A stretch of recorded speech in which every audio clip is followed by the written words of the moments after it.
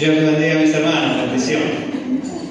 Es un gusto estar una vez más en la casa del Señor. Bueno, estamos siguiendo los protocolos y tenemos que dar, ¿cierto?, el ejemplo, ya que estamos transmitiendo también en vivo, así es que es importante marcar, ¿cierto?, lo que estamos haciendo. Bueno, en Chile muchos de nuestros hermanos lamentablemente todavía no pueden tener cultos y nosotros, gracias al Señor, sí lo podemos hacer.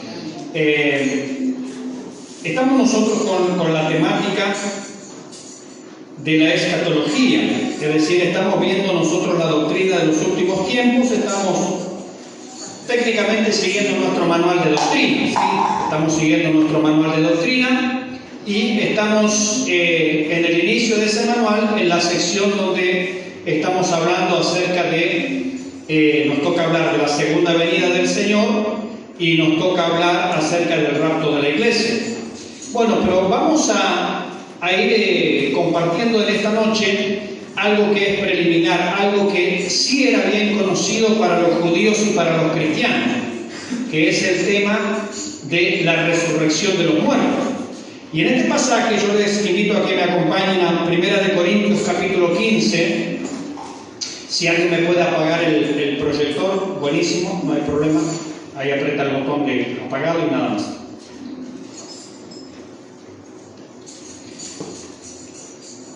Gracias. 1 Corintios 15, y decimos, ¿por qué arrancamos con este pasaje si vamos a hablar del rapto de la iglesia? Es que el rapto de la iglesia está ligado a la resurrección.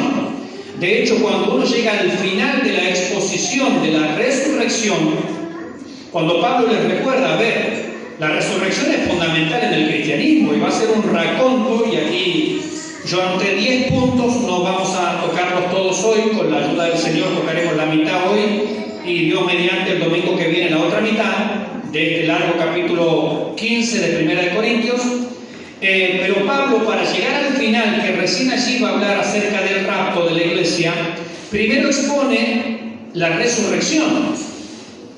Y el rapto de la iglesia va a ser, digamos, un pequeño apéndice, va a ser una grajía, la frutilla del postre al tema de la resurrección. ¿Por qué?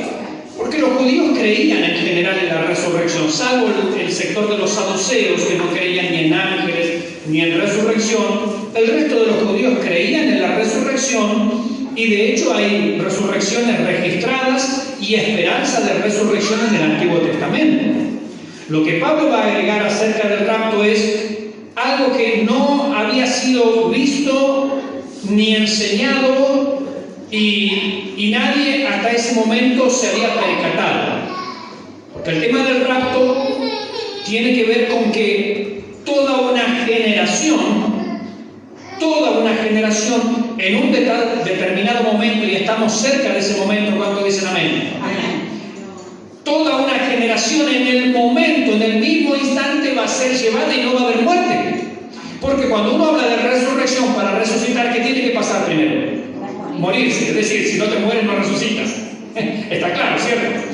Entonces, el punto es, todos nos vamos a morir. Pero cuando Pablo explicó esto de todos vamos a morir, me estoy adelantando al final, ¿cierto? Cuando Pablo habla de todos vamos a morir, en el final dice, pero aquí yo digo un secreto, un misterio, algo que nadie sabe, y se los quiero contar a ustedes, Dios me lo reveló a mí.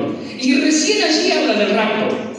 Entonces eso viene a colación luego de que él dice y reafirma el hecho de que todos nos vamos a morir, ¿verdad?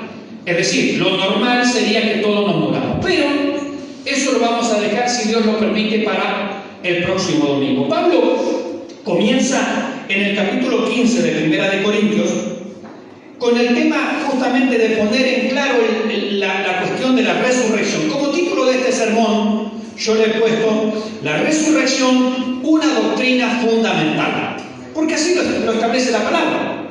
En otra ocasión, no aquí, pero Pablo nos va a decir que la resurrección de Cristo es para nuestra justificación. Es decir, si Cristo no ha resucitado, tampoco hay justificación. Entonces, yo me voy a basar en este pasaje, pero en realidad la resurrección abarca muchas otras cosas también. Es la confirmación, por ejemplo, de la aceptación del sacrificio de Jesucristo por parte del Padre. Es la satisfacción hecha. Es la propiciación, es decir, es el medio por el cual Dios queda satisfecho, la ira de Dios es aplacada y no es derramada sobre nuestras vidas.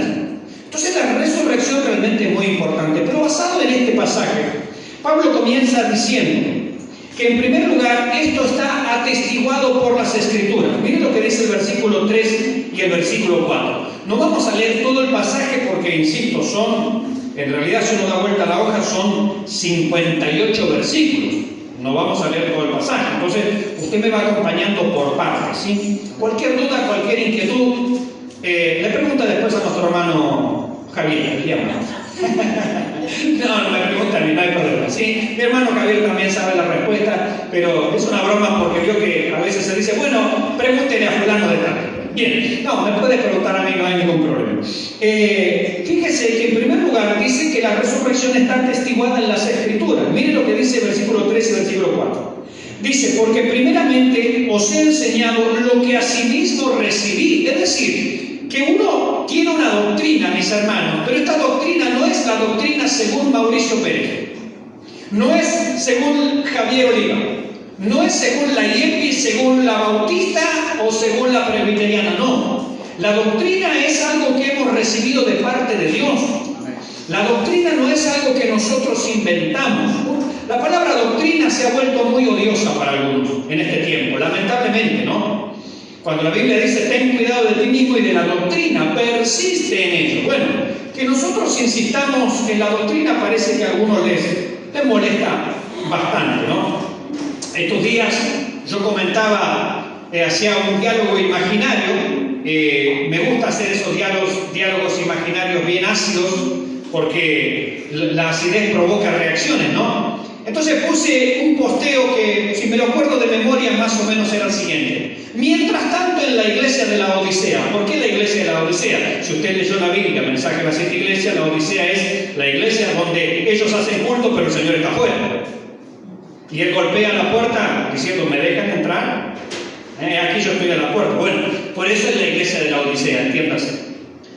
Mientras tanto en la iglesia de la Odisea, ¿no? Viene el Señor allí y se reúne con la iglesia y les dice, por tanto vayan, hagan discípulos y enséñenles la palabra. Y hay un comité aparentemente reunido, ¿no? Y le responden al Señor, pero Señor, ¿trajiste ese proyecto por escrito? ¿Vieron cómo es la diplomacia evangélica últimamente, no? Hay que llevarlo todo por escrito. Trajo el proyecto, lo trajo con sus enunciados, con todo. Decir, Señor, usted trajo el proyecto para que nosotros lo tratemos como corresponde, siguiendo todas las formalidades que hoy tenemos, ¿no? Y el Señor responde, pues claro, ya lo traje por escrito, está en Mateo 28, 19. Ahí está escrito, por tanto vayan, hagan discípulos y enséñenles mi palabra. ¿Cuál es la respuesta de la iglesia de la Odisea? Ok, Señor, lo tratamos entre nosotros y luego lo estamos llamando. Porque esas son las respuestas de hoy en día, ¿no? Lamentablemente, ¿no? La doctrina, decía, se ha hecho bastante odiosa, lamentablemente, para algún sector del cristianismo. Y Pablo lo que está diciendo acá, esto es algo que yo he recibido. Cuando Pablo recibió el Evangelio, cuando él lo comenta en otras partes, por ejemplo la carta a los Gálatas, él dice claramente, yo no lo recibí de hombre, lo recibí directamente de Dios. Nosotros no tenemos esa bendición, y si alguno dijera que tiene esa bendición, la Biblia dice sea anatema. Porque nosotros lo hemos recibido de la Biblia. Nadie de nosotros, y no hay persona sobre la tierra, excepto Pablo en su momento, que pueda decir, yo lo recibí directamente de Dios. Las personas que fueron inspiradas por el Espíritu Santo y escribieron la Biblia, ellos podían decir eso, nosotros no. Nadie hoy puede arrogarse, decir, yo recibí revelación directamente de Dios. No, porque eso es una herejía. Nosotros recibimos la revelación a través de las Escrituras, que en realidad eso es iluminación, no es revelación. Porque revelación es cuando Dios tiene algo secreto en su mente, lo comunica a alguien. Cuando Él lo comunica, eso se llama inspiración. Lo guía a esa persona a escribir lo que Dios le ha manifestado. Eso es inspiración y eso es la Biblia. Y luego nosotros vamos y leemos esos escritos y lo entendemos mediante la iluminación del Espíritu Santo. O O sea que lo que hoy tenemos es iluminación, que Dios ilumine nuestro entendimiento para poder entender la revelación que fue escrita acá mediante la inspiración. Y Pablo dice, yo la recibí. Y nosotros también hemos recibido y recibimos doctrina. Y cada domingo estamos perseverando aquí en la doctrina de los apóstoles como manda la Biblia. Perseveramos en la doctrina. Este es el primer mandamiento y esta es la primera condición de la iglesia reunida. Perseverar en la doctrina. Si la iglesia no sabe en lo que cree, la iglesia es presa fácil para los mentirosos, para los lobos rapaces, para los mutiladores del cuerpo, para los obreros fraudulentos, para los ángeles disfrazados para los demonios disfrazados de ángeles de luz, etcétera, etcétera. Cuando la iglesia no sabe en lo que cree, la iglesia es presa fácil, quiero decir. Una vez dije en una ocasión, porque las iglesias, sobre todo las iglesias pentecostales, no estudian la palabra, resulta que las iglesias son la niña abusada de la cristiandad. ¿Sabe lo que significa eso? Viene cualquier mentiroso, los embauca, los engaña y salen creyendo cualquier cosa. Pero si ayer creían una cosa, ¿cómo hoy pueden creer lo contrario? Y usted me dirá, no, eso no puede pasar. Le aseguro que eso pasa. Hay iglesias que practicaban los encuentros hace años atrás y ahora dejaron de practicar los encuentros, pero no era de Dios los encuentros. ¿Cómo ahora los rechazan? Si antes lo defendían a capa y espada. Pero es tremendo el nivel de confusión que hay. ¿Por qué? Porque no hay base, porque no hay solidez, porque no hay conocimiento. Mi pueblo pereció por falta de conocimiento. Pablo lo que dice aquí, primeramente os he enseñado lo que asimismo recibí. Nosotros como creyentes debemos ser personas que reciben la enseñanza, y en esta iglesia, para la gloria de Dios, usted está recibiendo enseñanza. Espero que usted la pueda aprovechar, la sepa aprovechar. Espero que usted la sepa aprovechar, más allá de los defectos que todos los seres humanos tenemos y que este pastor también tiene y pueda tener. Pero la enseñanza que sale desde este púlpito, le aseguro que es una enseñanza sana, una enseñanza conforme a la verdad. Pablo dice, yo la recibí, y eso mismo es lo que transmite, y esa también es nuestra postura, es nuestro deber, recibir la enseñanza de la palabra y transmitirla. ¿Y qué dice Pablo? Que Cristo murió por nuestros pecados. ¿Cuántos dicen amén? Amén. ¿Conforme a qué? Conforme a las Escrituras, es decir, lo que Cristo hizo, lo que Cristo iba a hacer, estaba escrito. Él no hizo nada que el Padre no le haya indicado que tenía que hacer. Todo lo que el Padre dijo que iba a hacer el Hijo lo hizo. Padre, he acabado tu obra. Hice lo que me pediste que hiciera. El hacer tu voluntad, Dios mío, me ha agradado y tu ley está en medio de mi corazón. Esta es la respuesta del Hijo de Dios. Todo lo que Jesucristo hizo era conforme a las Escrituras. Allí estaba. Pero no solamente en cuanto a que Él iba a dar su vida por nuestros pecados, versículo 4, y que fue sepultado y que resucitó al tercer día. ¿Cuántos dicen amén? ¿Conforme a qué? Y fíjense que aquí lo que está recalcando es la obra del Calvario. Claro que Cristo hizo un milagro, multiplicó panes y peces, caminó sobre las aguas, liberó endemoniados, pero ese no es el meollo del Evangelio. El meollo, el centro, la frutilla del postre del Evangelio es la muerte y la resurrección de Jesucristo, su muerte vicaria, su muerte para la expiación, para la limpieza de nuestros pecados. Ese es el sentido. Cuando Pablo fue a predicar allí a Corinto, él dice en esta misma carta, en el capítulo allí 2, dice, cuando yo fui a vosotros, y Corinto, ciudad griega, ¿no?, la cuna de la filosofía, dice Pablo, yo no me propuse darles un discurso humano, lo estoy parafraseando. No me propuse darles un discurso de humana sabiduría. Yo me propuse una sola cosa, hablar de Jesucristo y particularmente de la cruz del Calvario, de la muerte y de la resurrección del Señor. Ese es el meollo del Evangelio. Hermanos, sin pasión, muerte y resurrección no hay Evangelio. El Evangelio de prosperidad no es Evangelio. El Evangelio que te promete otras cosas, pero que no te habla de la pasión, muerte y resurrección como tema central, no merece ser llamado Evangelio. Es otro Evangelio, dice Pablo. Es otro Evangelio. No es lo que la Biblia dice. Y esto estaba atestiguado en las Escrituras. Entonces, en primer lugar, la resurrección está atestiguada allí, se refiere a Cristo en este caso. Fíjese que está hablando de Jesucristo, aunque hubieron otras resurrecciones en el Antiguo Testamento, pero aquí Pablo está diciendo, las Escrituras señalaban que el Mesías iba a morir e iba a resucitar. Esto lo dice categóricamente las Escrituras. Hay muchos pasajes que hablan acerca de esto en el libro de los Salmos. Jonás es una ilustración clarísima. Así como Jonás estuvo 3 días y 3 noches en el vientre del pez, así el Hijo del Hombre estará en el vientre de la tierra, resucitará el tercer día. Y dice que los discípulos no entendían qué es eso de resucitar el tercer día. Pero la resurrección estaba claramente establecida allí. Cuando nosotros vimos los sacrificios levíticos, ¿se acuerdan? La limpieza del leproso, ¿cómo se hacía?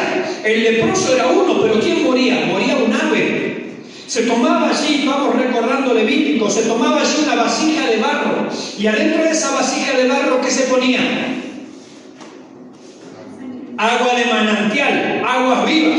Se iba allí a una fuente donde brotaba el agua, agua pura, y se tomaba allí una porción de esa agua. O sea que era un jarrón de barro con agua pura, agua de manantial. Se tomaba un palito,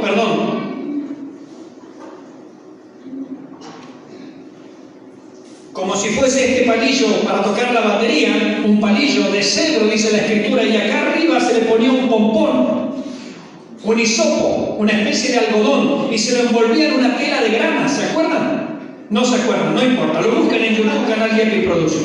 Bien, el jarrón, agua pura, un palito, un pompón. ¿Sí? Bien, hasta ahí me siguen. 2 aves, esto para purificar al leproso. 2 aves. Una se la sacrificaba allí para que la sangre se mezclara con el agua. Y un ave era muerta. Y el otro ave se agarraba a este palito, se lo untaba en el agua mezclada con sangre, se la untaba así, se la embadurnaba al ave, se iba a un espacio abierto y se soltaba el ave. La muerte y la resurrección, graficadas allí.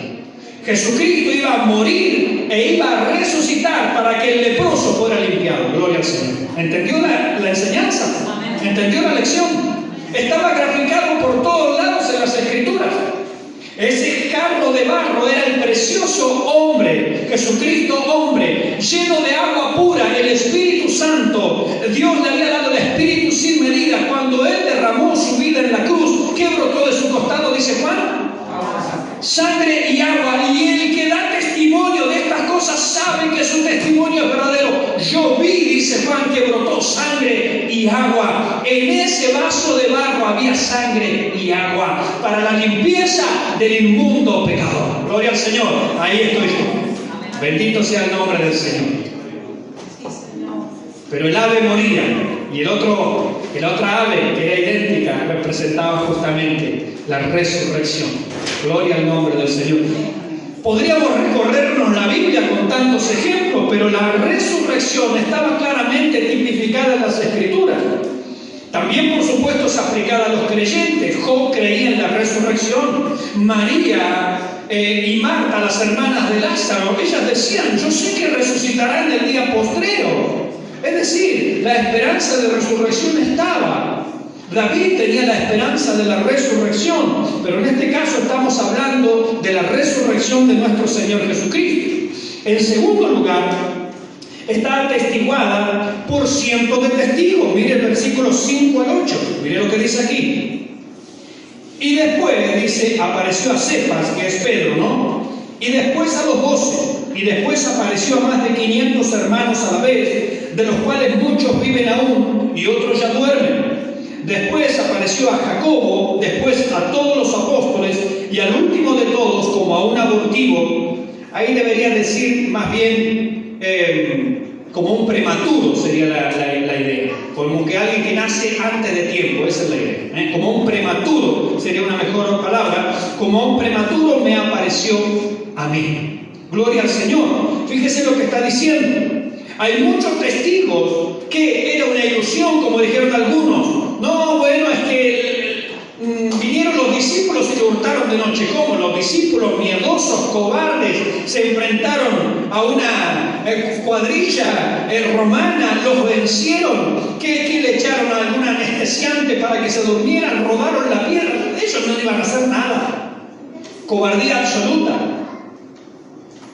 Este dicho se difundió entre los judíos hasta hoy, dice la Escritura. No los discípulos vinieron a hurtarlo. Los discípulos tampoco creían, lo vemos allí a Tomás. Yo hasta que no meta mi dedo en la llaga, mi mano en su costado, no creeré. Es decir, ni los propios discípulos creían en la resurrección. Sin embargo, el Señor se les apareció a cada uno de ellos. A los que negaron esa noche con maldiciones como Pedro, que ante una mujer él huyó despavorido, asustado, ¿no? Cuando le dijo, tú eres uno de ellos. Y él negó con maldiciones, no conozco a ese hombre, no tengo nada que ver.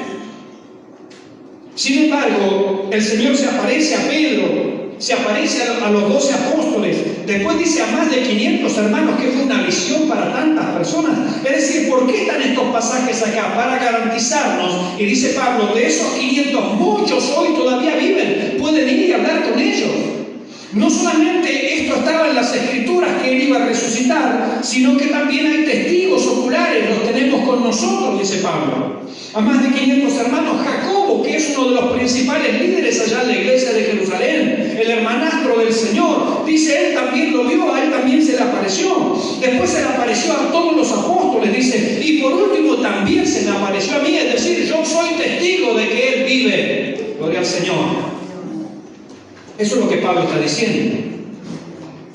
Habían algunas personas allí en Corinto, dentro de la iglesia, que estaban enseñando una doctrina totalmente errada, y ese es el peligro hoy dentro de las iglesias. Que hay personas que desvían la doctrina y que comienzan a enseñar otras cosas, y la iglesia no se da cuenta, y eso pervierte, y eso perturba. Más adelante dice así, no erréis, las malas conversaciones corrompen las buenas costumbres. Por eso el púlpito, mis hermanos, es un lugar de cuidado donde no se puede aceptar cualquier cosa. Porque las malas conversaciones, se está refiriendo a errores doctrinales, corrompen la buena vida de los hermanos, la sana vida. Hay que dar sana doctrina para tener una sana conducta, ¿o no? Amén. Para tener una sana conducta hay que dar una sana doctrina. Cuando la conducta es torcida, muchas veces será porque la enseñanza que se ha recibido es torcida. Si usted le enseña a su hijo desde pequeño, pobrecito, que 2 más 2 es 8, ¿quién va a creer eso? Porque él aprende lo que usted le está enseñando. Por eso hay una gran responsabilidad en los que estamos en los púlpitos, de enseñar bien, de enseñar lo que corresponde, de enseñar lo que es. Después la gente hará lo que quiera con la enseñanza, en algunos casos, son adultos, ¿no? Hay gente que lo toma, hay gente que no lo toma, hay gente que se va de la iglesia porque no le gusta la enseñanza. No, a mí me gustaría otra cosa. Bueno, aquí en esta iglesia hay esta enseñanza y creemos y estamos convencidos de que es una sana enseñanza. Si no hiciéramos eso, la Biblia también dice, no os hagáis maestros muchos de vosotros, sabiendo que recibiremos mayor condenación. Es decir, que no es algo liviano delante de Dios fomentar el error y llevar a la perdición a todo un grupo de personas. Entonces hay una gran responsabilidad en los púlpitos cristianos. Gloria al Señor, el Señor nos ayude, ¿verdad? Amén. Amén. En tercer lugar, no solamente la resurrección estaba atestiguado en las Escrituras, atestiguado por cientos de testigos, sino que también estaba atestiguado en la predicación de los propios hermanos. Miren versículo 12 y versículo hasta el 17, 12 al 17. Pero si se predica, ¿qué hacían los hermanos? Predicar. ¿Qué debemos hacer nosotros? O como la iglesia de la Odisea, Señor, lo estamos llamando. La iglesia predicaba. ¿Cuál era el contenido básico, elemental de la predicación de la iglesia? Pero si se predica de Cristo, que resucitó de los muertos. ¿Se da cuenta cuál es el meollo, cuál es el centro, la frutilla del postre del Evangelio? Pasión, muerte, resurrección. La pasión y muerte por nuestros pecados, la resurrección para nuestra justificación, la garantía de la aceptación del sacrificio de parte de nuestro Dios. El sacrificio ha sido perfecto, una vez y para siempre, atestiguando nuestra prédica. Dice allí, Pero si se predica de Cristo que resucitó de los muertos, ¿cómo dicen algunos entre vosotros que no hay resurrección de muertos? ¿Se da cuenta cuál es el problema? Y la iglesia, mis hermanos, tiene que estar atenta a los errores doctrinales. ¿No escuché un amén? La iglesia debe estar atenta a los errores doctrinales. La iglesia no debe aceptar cualquier cosa. Usted dirá, pastor, bueno, usted es el pastor, usted fíjese, no. Hay en el libro de los Hechos de los Apóstoles una iglesia que se llama la iglesia de Berea. ¿Cuántos han leído esto? La iglesia de Berea. Dice que a la iglesia de Berea fue Pablo, el mismo apóstol Pablo, tremendo hombre de Dios, fue a predicar, fue a enseñar. ¿Sabe qué hacían los hermanos de Berea? Momentito. Agarraban su Biblia y se fijaban si lo que Pablo decía era conforme a las Escrituras. Y la Biblia misma alaba y dice, estos son hermanos realmente que valen la pena. Lo dice de otra manera. Estos eran más nobles, dice, eran de mejor calidad que otros creyentes, porque iban cada día a las Escrituras a ver si estas cosas eran así. La responsabilidad única, ¿es del pastor o es de la iglesia? Es de todos nosotros. La iglesia debe saber qué se está escuchando. La iglesia debe saber qué se está enseñando. Como dije hoy hace un rato, ¿cómo puede ser que hay iglesias que le cambiaron la doctrina y los líderes no dijeron nunca nada?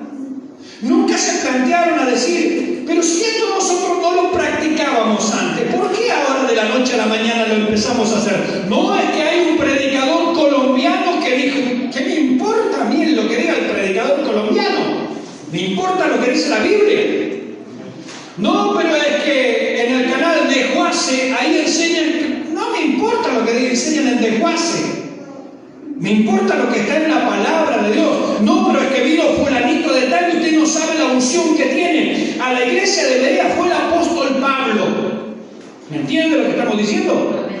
Y la iglesia dijo, momento Pablo, vamos a ver a la luz de la palabra si esto es correcto o no. Eso es lo que debe hacer la iglesia. Eso es lo que debe hacer la iglesia.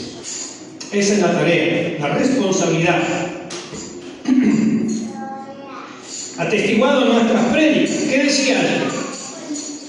Versículo 14. Y si Cristo no resucitó, vana es entonces nuestra predicación, es decir, vacía de contenido.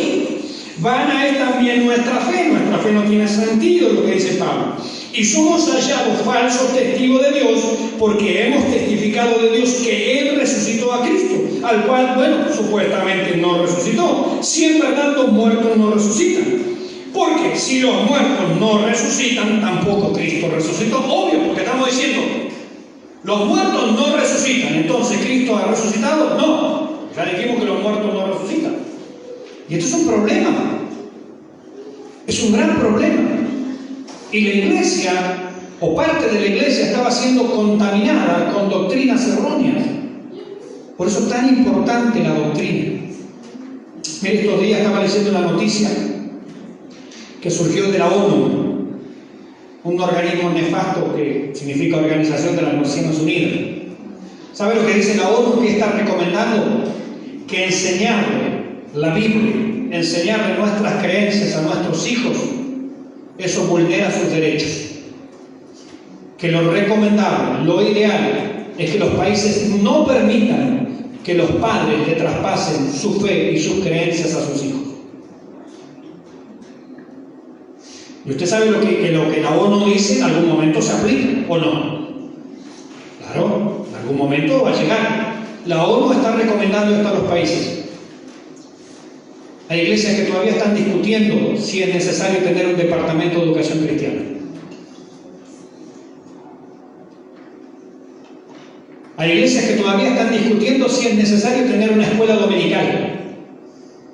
Hay iglesias que todavía están discutiendo si es necesario dar discipulado para nuestros jóvenes. Hay iglesias que están discutiendo todavía si es necesario dar capacitación para nuestros futuros predicadores, maestros, encargados de obra. La ONU ya está diciendo, es un delito. La ONU lo está diciendo, es un delito. Dios no lo permita, pero cuando esas cosas lleguen y se hagan leyes en nuestro país, como ha pasado con la ideología de género, con el aborto y con matrimonio homosexual y tantas otras cosas, y se aprueba una ley donde no se puede enseñar a nuestros hijos y no se puede transmitir nuestra fe a la siguiente generación, me pregunto, ¿qué van a hacer esos pastores, esas iglesias? ¿Van a llorar?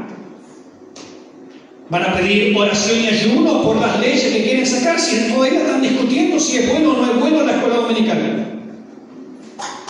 Me hace acordar a mí a una anécdota, ¿no?, que se cuenta. Dice que había un joven que estaba en un determinado país y su país había entrado en guerra. Y él, como no quería ir a la guerra, no quería defender su país, simplemente se escabulló, desertó y se quedó escondido. El asunto es que su país perdió la guerra. Y un día la madre lo encuentra a este joven llorando, y la madre le pregunta: ¿por qué lloras? Mamá, es que hemos perdido la guerra. Gran parte de nuestro territorio ha caído bajo las manos del enemigo. ¿Sabe qué le respondió la madre? Llora como mujer lo que no supiste defender como hombre. ¿Qué harán muchos cristianos si el día de mañana se aprueban leyes en nuestro país o en nuestros países, hablando en plural? ¿Qué vamos a hacer? ¿Nos vamos a lamentar, a rasgar las vestiduras? No, mira lo que el gobierno está proponiendo. Si nunca les interesó la escuela dominical, a muchos. Si nunca les interesó tener un discipulado para sus jóvenes. Si nunca dieron un curso para aquellos aspirantes a pastores, a maestros. Si nunca promovieron estas cosas, ¿de qué se van a rasgar las vestiduras? ¿Saben qué tendríamos que responder en ese día? Lloren como mujer lo que no supieron defender como pastores. Y perdón por las mujeres, ¿no?, porque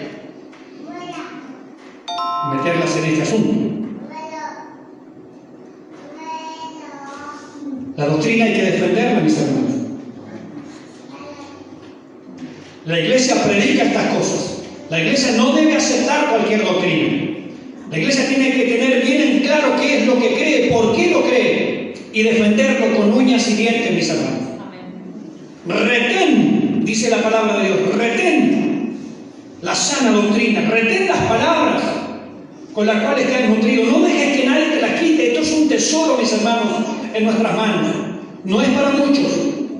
Hoy la gente está buscando emociones por todos lados. Nadie busca doctrina. Muy pocas personas han entrado por la puerta de esa iglesia y me han preguntado: ¿qué enseñan en esta iglesia? Pero sí me han preguntado qué música tocamos, si hay instrumentos, si hay manifestaciones, si hay alguien que me hable, vengo para que oren por mí. Muchas de esas cosas pueden estar bien y tienen su lugar, pero lo más importante es ¿qué enseñan en esta iglesia? Esa es la pregunta que vale. ¿En qué está basada esta iglesia? ¿Está basada en la palabra de Dios o está basada en las emociones de un liderazgo carismático? ¿En qué está basada nuestra fe, mis hermanos? Lo que hoy está en crisis es la fe.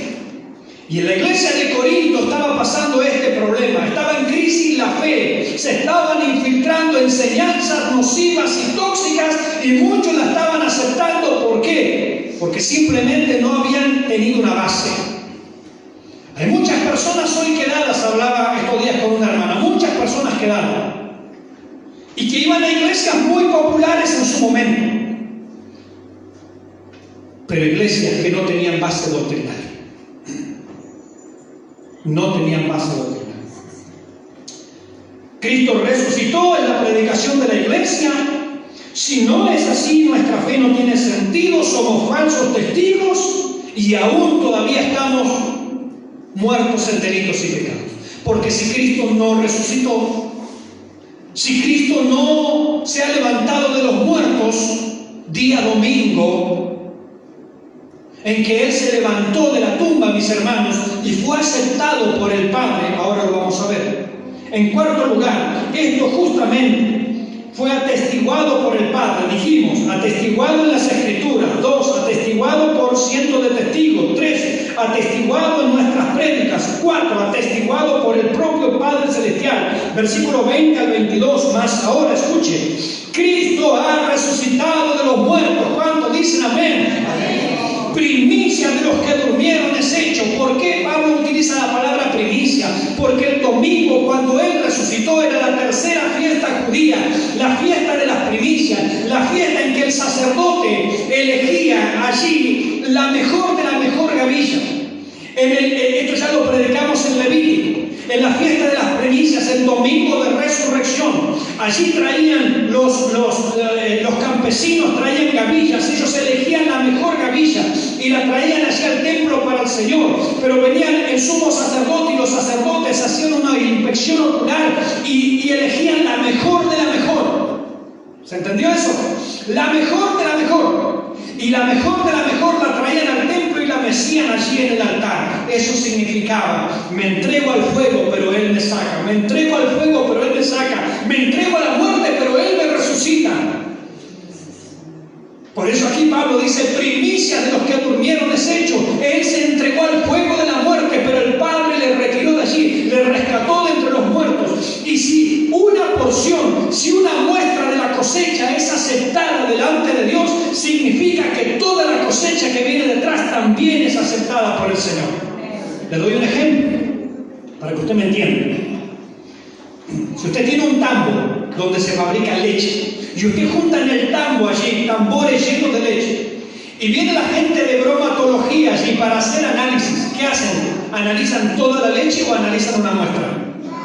Una muestra, toman una muestra y dicen: esta muestra la vamos a analizar, y la llevan al laboratorio y llegan a la conclusión, dicen: esta muestra es perfecta, esto es lo que se espera de la leche, esta es la mejor leche que hemos detectado. ¿Qué significa eso? Si la muestra es buena, toda la cosecha es buena. Cristo, la primicia, la primera gavilla aceptada por el Padre, todas las demás gavillas son aceptadas porque esta la representa. Gloria a Dios.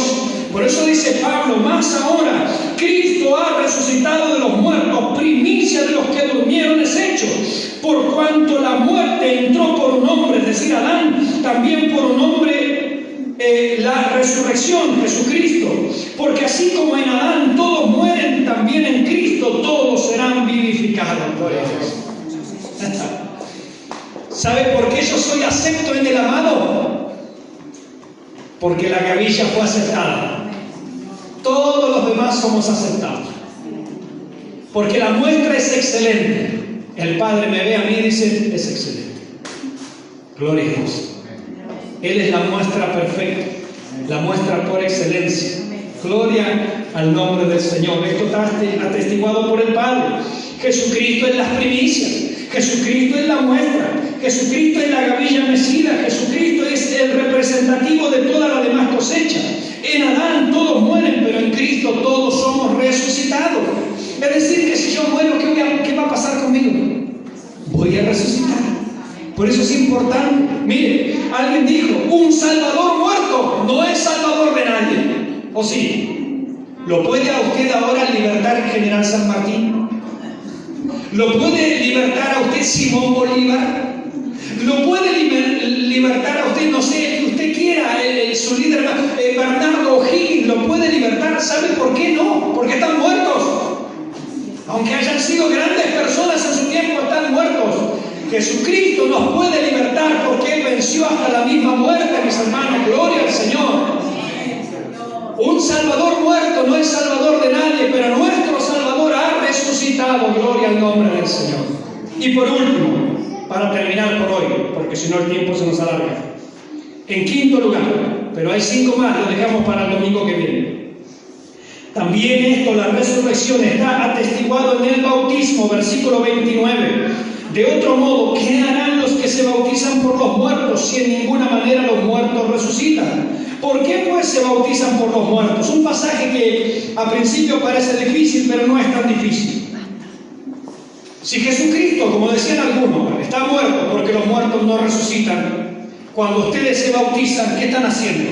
Se están metiendo al agua como un muerto. Porque ¿qué es el bautismo en agua? ¿Qué simboliza? La muerte y después ¿qué? La resurrección. Pablo le dice, pero piensen, cuando ustedes se bautizan están diciendo que mueren y resucitan. Si Cristo no resucitó, Pablo pondría ahí, quédense abajo del agua. ¿Verdad? Pablo nos está haciendo reflexionar. A ver, cuando ustedes se bautizan, el símbolo es muerte y resurrección.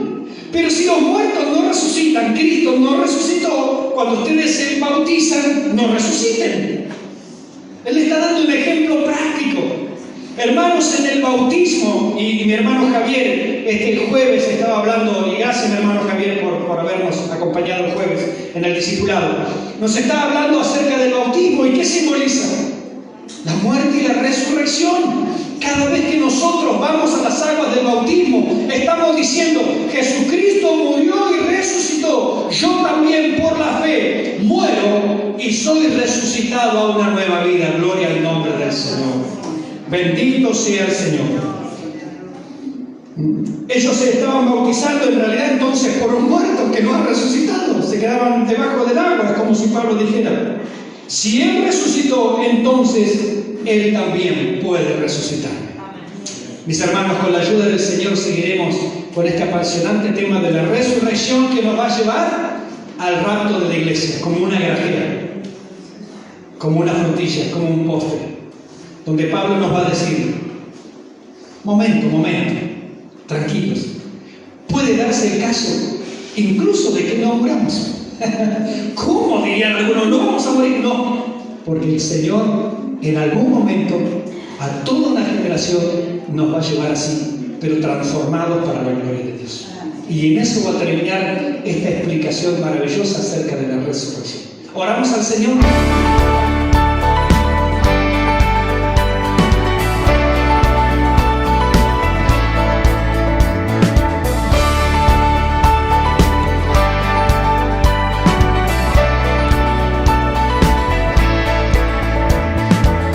Si nuestro canal ha sido de bendición para tu vida y sentís el anhelo de poder colaborar, te dejaremos estas cuentas para que puedas ayudarnos a seguir creciendo.